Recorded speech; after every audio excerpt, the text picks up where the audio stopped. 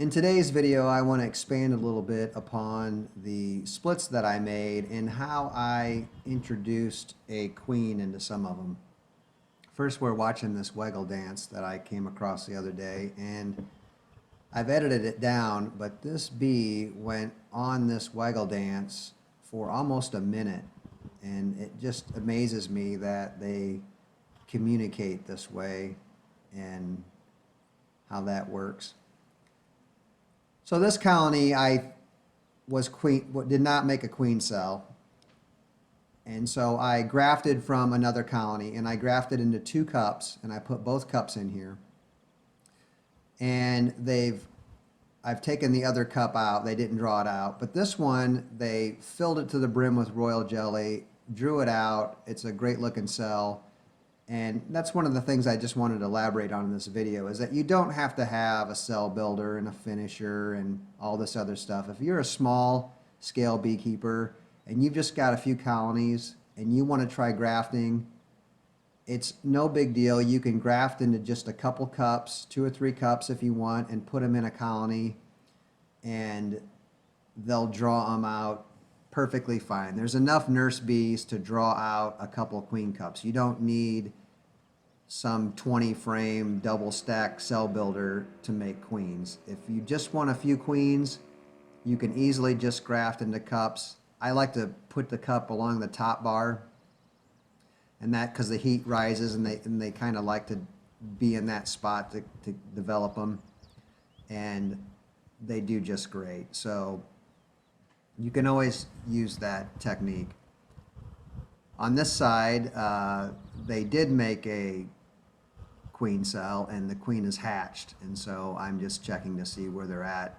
I like to verify my splits that I have a virgin queen in there, especially when I'm making a bunch of splits at once, because if I do have a problem, oftentimes I can take a cell from another split and get it in there before it hatches and provide that split with a queen without needing to do any grafting or anything. So this one has a virgin queen. The other thing too, you're often told that you can't get into these colonies once they have a virgin in them, and I've just not found that to be true. I get into splits all the time, and I like to see if they have a queen cell, if they have a virgin queen. I like to see when they have eggs. So I get into mine quite often. I don't spend a lot of time in them, but I've never seen a queen get balled up because I've gotten into a split. If it does happen, I've certainly benefited from going in and correcting problems. There's a queen cell on another colony that I added. This one, when I went through, I did not see any queen cells. However, on the other side of the frame, we saw that there was 3 cells.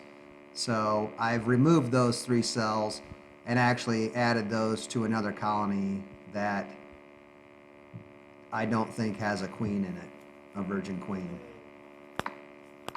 And that happens too. I have a large split that maybe is too large for a split, and I